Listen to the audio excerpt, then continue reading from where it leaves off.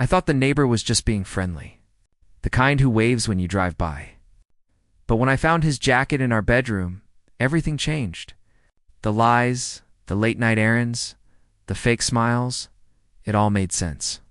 She didn't just betray me. She built her lies right next door. Before I tell you how I caught her red-handed, hit that like button, share this with someone who's ever trusted the wrong person, and subscribe. You'll want to see how karma played out in this one. You know those moments in life that feel too peaceful? The kind where you almost start to believe nothing could ever go wrong? That was my life a few months ago. My wife, Liana, and I had just moved into a quiet neighborhood where the air smelled of cut grass and barbecues.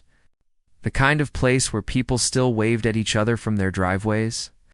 I used to think that was a sign of safety. The good people lived behind those smiles. I was wrong. Liana and I had been married for 6 years. She had this easy laugh that could fill a room and a habit of leaving her coffee half-finished everywhere. A small, harmless chaos I'd grown to love. Our mornings started with the same rhythm. She'd make breakfast. I'd read the paper and we'd talk about nothing and everything.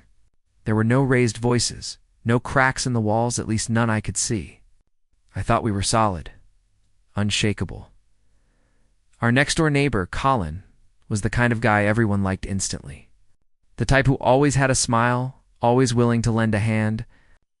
The first day we met him, he helped me lift a heavy dresser without me even asking.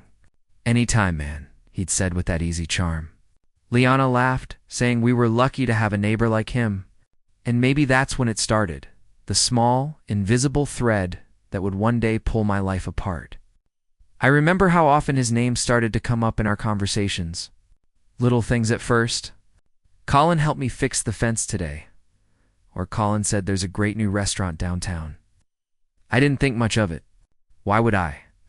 He was just a friendly neighbor. That's what I told myself every time her face lit up when his name came up. Sometimes when I'd come home from work earlier than expected, I'd find them talking by the porch. Nothing inappropriate, just small talk, the kind you'd find in any neighborhood. But the way she smiled, it was different. Softer, almost nervous. I brushed it off, convincing myself I was reading too much into things. She was my wife. She loved me. That was the truth I held on to, even when doubt began to whisper otherwise. Looking back, I realized how blind I was to the shift. The late-night texts, she said, were from her coworkers. The quick phone call she'd end when I walked in. The distant way she'd hug me some nights, like she was there but already gone somewhere else. At the time, I told myself every couple goes through phases. I didn't see the storm gathering behind her quiet smiles. Because sometimes betrayal doesn't walk through the front door. It lives next door, waiting for the right moment to step inside. It started subtly, the kind of changes you only notice when you look back and wonder how you ever missed them. Liana began staying up later than usual. At first, she said she was working, catching up on client calls, sorting out reports, the usual excuses that sound too ordinary to question. I'd walk past the bedroom door and see her sitting on the bed with her laptop open, the glow lighting her face. But sometimes, she wasn't typing. She was smiling faintly at her phone, and when she caught me looking, she'd lock the screen so fast it made my chest tighten. I told myself I was being paranoid. After all, she'd always been sociable, the kind who laughed loudly, texted friends constantly, filled every silence with energy. But this felt different. It wasn't just laughter anymore. It was secrecy. Her voice softened when she spoke on the phone. Her tone changed, not in words but in warmth. And the warmth, it wasn't for me anymore. Then came the small eyes, the kind that wear a familiar face. She'd say she was running errands, but come back hours later, smelling like a different perfume. She claimed her phone battery died, that traffic was bad, that I was overthinking. I tried to believe her. God knows I did. But love can make you doubt your own instincts. You start rewriting reality just to keep the peace. Around that time, Colin started showing up more often. He'd always been friendly, but now he seemed to have a reason for everything. A loose fence plank. A borrowed tool. A question about our security cameras. Sometimes when I pulled into the driveway, I'd catch him laughing with Liana in the front yard. It looked harmless, a neighborly chat. but there was something about the way her eyes followed him when he walked away. Something I couldn't unsee once I noticed it. The distance between Liana and me grew like a silent wall. Dinners turned quiet. Our movie nights stopped. Even her hugs changed, shorter, colder, like a routine she no longer felt. I'd lie awake next to her, staring at the ceiling, trying to remember when her love started to fade. Maybe it was never sudden. Maybe it had been slipping away for months, piece by piece, while I was too busy believing we were fine. One night I asked her directly if something was wrong. She smiled, kissed my cheek, and said, "You're imagining things." I wanted to believe her, I really did. But when she looked away mid-sentence, her eyes flickering with guilt she couldn't hide, I felt it deep inside me. Something had cracked. And whatever it was only the beginning. It was a Thursday evening when Colin mentioned, almost casually, that he'd be out of town for a few days. He was standing near his driveway, wiping his hands on a rag after fixing something under his truck. "Work trip," he said, smiling. "Won't be back until Monday." I nodded, pretending not to care, but the words lingered longer than they should have. Maybe because by then, I'd started connecting dots that didn't quite fit. 2 nights later, Liana told me she was heading out for a girls' movie night. Her tone was cheerful, natural, too natural. I remember asking who was going to be there. She rattled off a few names, ones I vaguely recognized, then kissed me quickly and left. I stood by the window and watched her drive away, wondering why my chest felt heavy for no reason. An hour passed, then 2. Midnight came and went. I tried to focus on anything else, TV, music, even scrolling my phone, but something inside me wouldn't rest. I kept thinking about Colin's trip, about how his house had been dark since that morning. But when I glanced through the blinds, I noticed something strange. The light in his living room was on. At first I thought maybe his wife forgot to turn it off, but when I drove past his place later that night, his truck wasn't there and neither was hers. The house was dark again, yet 2 streets over, I spotted it. The same black truck, half hidden under a streetlight. Colin's truck. My stomach twisted. I slowed down, staring, my mind trying to explain it away. Maybe he came back early. Maybe I was overreacting. Maybe I was losing it. When Liana came home the next morning, she looked tired, hair messy, eyes red. I asked how her night went, and she smiled faintly. "Fun," she said. "You should have seen how bad those movie choices were," she laughed, but it didn't sound like her laugh anymore. It was hollow. I wanted to ask why she hadn't replied to my texts, why she came home at sunrise, but I didn't. Something in her eyes told me the answers would only hurt. That weekend, Colin's house stayed quiet. No sounds, no movement, just stillness. And for the first time, I started to feel it, the weight of a truth I wasn't ready to face. I didn't have proof yet, just a gut feeling sharp as glass. But deep down I already knew, sometimes lies are wrapped too perfectly to sound fake. And hers was flawless. It happened on a Sunday morning, the kind that feels peaceful for everyone else but you. I was helping Liana with the laundry. The house smelled of detergent and rain from the night before. She was humming softly, folding clothes, moving like nothing in the world was wrong. And for a moment I almost believed it too, until I reached for a pile of freshly washed clothes on the chair beside our bed. That's when I saw it. A dark jacket. One that wasn't mine. At first I thought maybe she'd picked it up by mistake somewhere, but when I lifted it, something inside me froze. The scent hit me instantly, a faint trace of a cologne I'd smelled before. It was the same one Colin always wore. My heart started to pound. My fingers trembled as I turned the tag inside the collar. There it was, his name stitched in neat white thread. Colin Danner. I just stood there, staring, while the world around me went quiet. Liana was still talking. Something about dinner plans. Her voice distant, blurred. My throat went dry. I couldn't even speak at first. Finally, I managed. "Liana, whose jacket is this?" She looked up, her eyes flicking toward it for just a second, too quickly.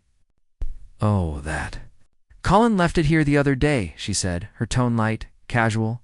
"He helped me fix the shelves, remember?" But that was the problem. I didn't remember. I hadn't seen him in our house for weeks, and he was supposedly out of town when she said he helped. Her lie slipped out so icily, like she'd practiced it. My chest felt heavy, anger pressing down on every breath. I didn't shout, not yet.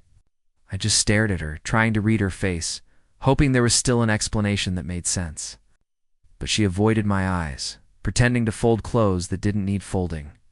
I set the jacket down on the bed and said quietly, "You're lying." The silence that followed felt colder than any shout. Her hands froze. The color drained from her face. She finally looked up, and for a split second, the truth flashed in her eyes before she masked it again. That was the moment something inside me broke. Not in rage, not even in pain, but in realization. The kind of quiet that comes when denial finally runs out of places to hide. I didn't know how yet, but I knew I had to see everything for myself. Because once you see the first crack, you can't stop looking for the rest. After that morning, something inside me changed. The kind of change that doesn't happen with noise. It happens in silence. The kind that makes every sound sharper. Every word, every move, every breath she took felt calculated. I stopped asking questions. I just watched, because sometimes silence tells you more than lies ever could. 3 days later, I made a plan. I told Liana I had to leave town early for a business meeting. She smiled too easily and asked how long I'd be gone. "Just overnight," I said. She nodded, kissed me, and went back to scrolling on her phone. I could see it in her eyes, that flicker of relief. She thought she had another night to do whatever she was doing. She had no idea I'd already set up a small camera in the living room, hidden behind a photo frame, angled just right. That night, I parked 2 streets away and waited. The air was heavy, still. My phone was open, live feed running. For the first hour, nothing. Just her moving around, pouring wine, changing the music. Then I saw the door unlock from the outside. My stomach dropped. Colin stepped in, like he belonged there. No hesitation, no knocking. Just walked in, easy, confident, like it was his home. And Liana, she didn't even look surprised. She smiled, set her glass down, and walked straight to him. The hug, the kiss, the way her hands lingered around his neck, it hit me like a knife. All the excuses, all the late nights, all the lies, right there, in one sickening moment. I don't remember deciding to move. I just found myself driving, the steering wheel shaking under my grip. My heart was pounding so loud it drowned out every thought. When I reached the house, I didn't sneak in. I slammed the door open. They both froze, her face pale, his turning red. The silence lasted a second too long before I threw the jacket on the floor between them. "Forget something, Colin?" I said, voice shaking. Liana's eyes filled with tears. She tried to speak, stuttering something about misunderstandings, but the words meant nothing anymore. Colin mumbled, "Elias, man," and that was it. I snapped. I told him to get out before I made him regret every step he took through my door. He left without another word. Liana crumbled to the floor, crying, begging me to listen, but I couldn't. The sound of her voice made my chest burn. The woman I once loved was gone. All that was left was a stranger and the wreckage of the life we built together. After that night, everything went silent. Not the kind of silence that brings peace, the kind that hums in your bones, heavy with everything you wish you could forget. Liana tried to talk. She cried. She begged. She said she made a mistake. But you can't unsee what you've seen. You can't unhear the lies that someone rehearsed just to keep you calm. I didn't yell anymore. The rage had already burned itself out. What was left was colder, a kind of calm that only comes after something inside you dies. For 2 days, I stayed in that house like a ghost. I spoke little, ate less. She kept trying to explain, circling around the truth, but never landing on it. Every time I looked at her, I saw him standing there, his jacket in our room, his hands on her. I knew forgiveness wasn't an option. Not this time. So I did what she didn't expect. I got quiet and I got even. I copied the footage from that night onto a small drive.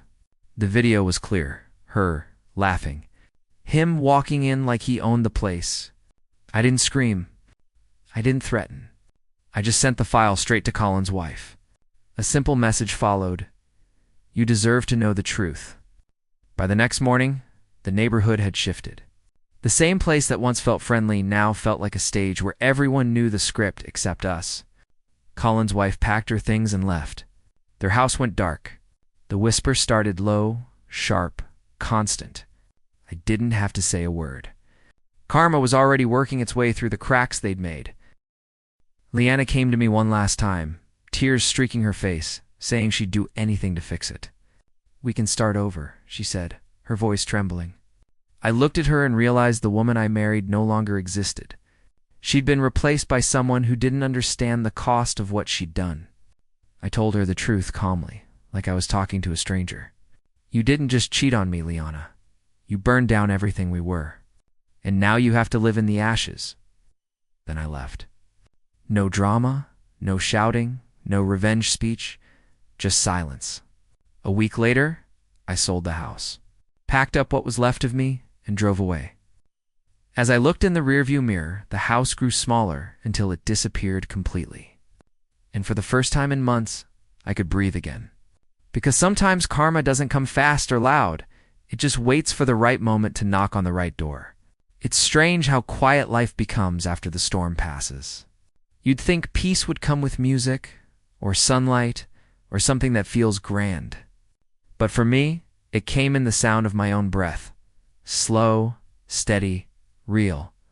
For the first time in months, I wasn't walking on broken glass. I wasn't waiting for another lie. I was just still. I moved into a small apartment overlooking the city.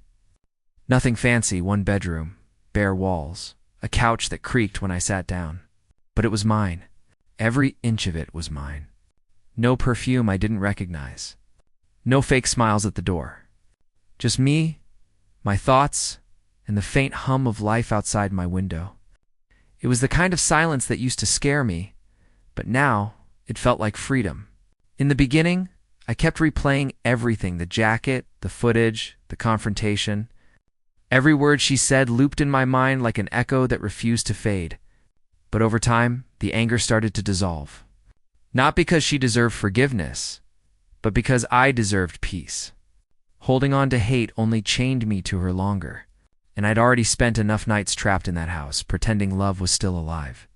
Sometimes I catch myself wondering if she thinks about me, if she ever drives past the old place and remembers what she lost. I don't wish her pain anymore. I just hope she understands the damage she caused, not just to me, but to herself. Because when you build love on lies, it always collapses. Sooner or later, truth comes to collect. Colin moved out too. His wife never looked back, and from what I heard, he lost his job soon after. Maybe that's what karma looks like. Not a crash, not a scream, but a quiet undoing. The kind that strips away everything until you're left staring at yourself in the mirror, wondering where it all went wrong. As for me, I started over. Went back to the gym, reconnected with friends I'd pushed away, even picked up painting again, something I hadn't done since college. Every brushstroke felt like a piece of myself returning. Healing isn't dramatic. It's slow, quiet, and deeply personal. And if there's one thing I've learned, it's this. Betrayal doesn't define you how you rise after it does. So if you've ever been lied to or left behind, remember this. Karma doesn't miss its mark.